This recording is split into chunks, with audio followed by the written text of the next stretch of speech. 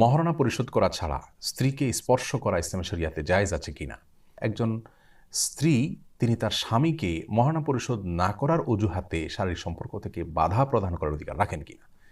এ প্রশ্ন উত্তরে আমরা বলতে চাই, কোরআন হাকিম আল্লাহ তাআলা ইরশাদ করেছেন, ও আতুন নিসা আসাদুকাতিহিন্না নিহলা, অর্থাৎ তোমরা তোমাদের স্ত্রীদের মহারণাগুলোকে পরিশোধ করবে অপরিহার্য রূপে, অর্থাৎ এটি মেয়েদের অধিকার, স্ত্রীর অধিকার। মহারণা যেহেতু স্ত্রীর অধিকার, সেজন্য ইসলামী শরিয়া মহারণার বিষয়টিকে সম্পূর্ণরূপে স্ত্রীর উপরে ন্যস্ত করেছে, অর্থাৎ স্ত্রীর সিদ্ধান্তই ইসলামী শরিয়ার সিদ্ধান্ত হিসাবে বিবেচিত হবে এক্ষেত্রে।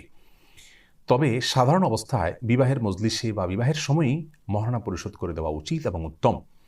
রাসূল করিম সাল্লাল্লাহু আলাইহি সাল্লাম যে সমস্ত বিবাহ নিজে সম্পাদন করেছেন, সে সমস্ত বিবাহের যে বিবরণ হাদিসে উঠে এসেছে, আমরা দেখতে পাই সেখানে তিনি উপস্থিত মজলিসেই পাত্রকে, বিবাহেচ্ছুক ব্যক্তিকে মহারণার বিষয়ে প্রশ্ন করেছেন এবং অনেক সময় মহারণা তার কাছ থেকে আদায় করে দিয়েছেন ওই মজলিসেই। বোঝা গেল তাহলে বিবাহের মজলিসে বা বিবাহের সময়ই নগদেই মহারণা পরিশোধ করে দেওয়া হলো উচিত এবং উত্তম, এটি হলো সুন্নাহ।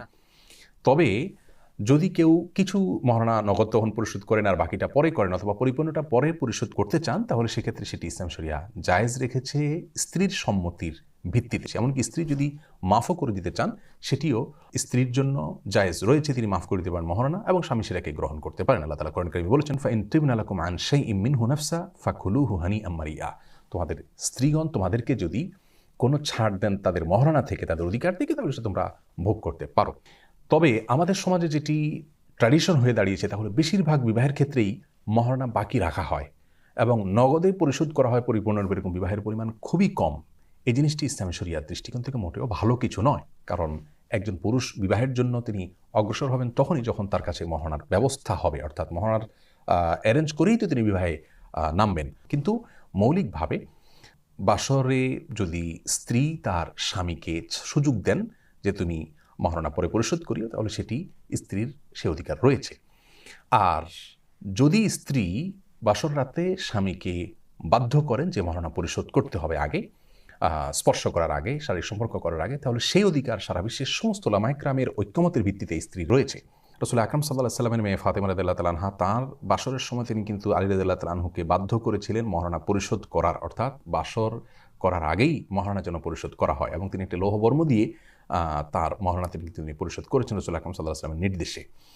যদি স্ত্রী একবার সে অধিকারকে ছাড় দেন, অর্থাৎ স্বামী পরবর্তীতে পরিশোধ করবেন সেরকম প্রতিশ্রুতির ভিত্তিতে বা স্বামীর প্রতি সুধারণার ভিত্তিতে যদি ছাড় দেন এবং শারীরিক সম্পর্ক হয়, তাহলে পরবর্তীতে আর কখনো মহারণা পরিশোধ যদি স্বামী না করেন, টালবাহানা করেন, ঘোরাঘুরি করেন, তাহলে সেক্ষেত্রে স্ত্রী শারীরিক সম্পর্ক করা থেকে স্বামীকে বাধা দিতে পারেন কি না।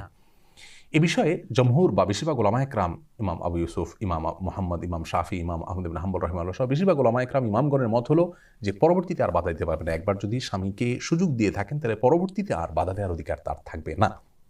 কিন্তু ইমাম আবু হানিফা রাহিমাহুল্লাহর মত হলো এক্ষেত্রে যে পরবর্তীতে যদি স্ত্রী দেখতে পান স্বামী প্রতারণা করছেন বা ঘোরাঘুরি করছেন বা টালবাহানা করছেন বা দিচ্ছেন না, পরিশোধ করছেন না, যেহেতু স্বামীর প্রতি বিশ্বাসের জায়গা থেকে সুযোগ দিয়েছেন তিনি, অতএব বিশ্বাস ভঙ্গ করার দায়ে স্ত্রী তার নিজেকে গুটিয়ে রাখতে পারেন এবং শারীরিক সম্পর্ক করতে বাধা দিতে পারেন। এক্ষেত্রে দলিলের দিক থেকে আবু হানিফা রাহিমাহুল্লাহর মতটি অধিকতর আমার কাছে শক্তিশালী মনে হয়, যদিও জমহুর বা বেশিরভাগ উলামায়ে কেরাম বা ফতোয়া হলো প্রথম মতটির উপরে, অর্থাৎ একবার যদি সুযোগ দেওয়া হয় তাহলে দ্বিতীয়বার আর বাধা দেওয়ার এখতিয়ার থাকবে না। অনেকে মনে করেন বাসর রাতে স্ত্রীকে বিশেষ কিছু দেওয়া, মহারণার কিছু অংশ দেওয়া, এটা সুন্নাহ বা ভালো কাজ। এ বিষয়ে কোরআন হাদিসের বিশেষ কোনো নির্দেশনা নাই, তবে অবশ্যই হাদিয়া দেওয়া ভালো কাজ, হাদিয়াকে খারাপ কাজ বলা যাবে না। প্রথম সাক্ষাতে হাদিয়া দেওয়া ভালো, আর মহারণা যেহেতু প্রথম সাক্ষাতের আগে আগে দেওয়াটা উচিত কাজ, ভালো কাজ, সেজন্য সেটা বাসর রাতে আদায় হতে পারে।